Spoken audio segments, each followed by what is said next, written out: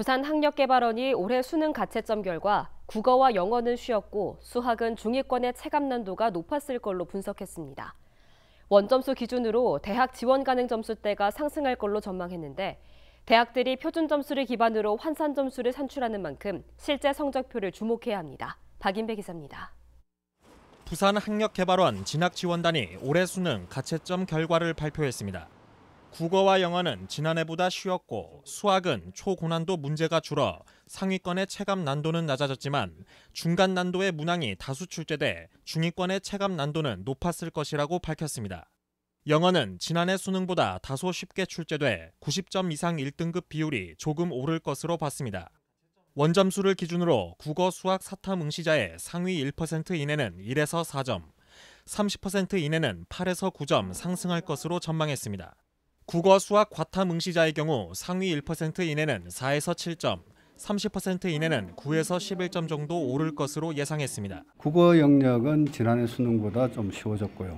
수학은 지난해 수능과 유사하다고 볼 수 있고 영어 같은 경우도 지난해 수능보다는 조금 더 쉬워졌던 걸로 그렇게 파악됩니다. 그래서 전반적으로 그 원점수로 봤을 때는 좀 상승한 게 아닌가. 한국사는 조금 어렵게 출제돼 40점 이상 1등급 비율이 하락할 것으로 예상했지만 1에서 4등급까지의 누적 비율이 지난해와 비슷해 대입에는 큰 영향을 미치지 않을 것이라고 설명했습니다. 사회탐구 영역은 한국지리와 동아시아사를 제외한 나머지 과목은 지난해보다 어렵게 출제됐고 과학탐구 영역은 화학 1, 2가 어렵게 출제된 반면 물리학 1, 지구과학 2는 지난해보다 조금 쉬웠던 것으로 나타났습니다. 부산 지역 주요 대학의 인문대 지원 가능 점수대는 지난해보다 3에서 13점, 자연대는 6에서 15점 정도 상승할 것으로 보입니다. 한편 진학지원단은 원점수가 평균에서 얼마나 떨어져 있는지를 나타내는 표준점수 전망치도 내놨습니다. 국어의 예상 표준점수 최고점은 화법과 작문 129점으로 지난해보다 15점 정도 하락할 것으로 봤으며 언어와 매체는 133점으로 지난해보다 13점 정도 내려갈 것으로 예상했습니다.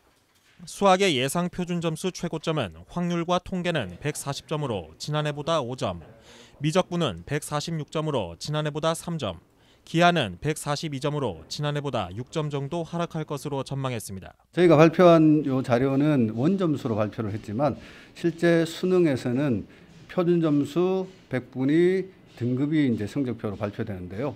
이 표준점수를 기반으로 대학들은 환산 점수를 산출하게 됩니다. 그래서 수험생들도 그 환산 점수에 따라서 대학 지원 여부를 판단하시면 될 것 같습니다.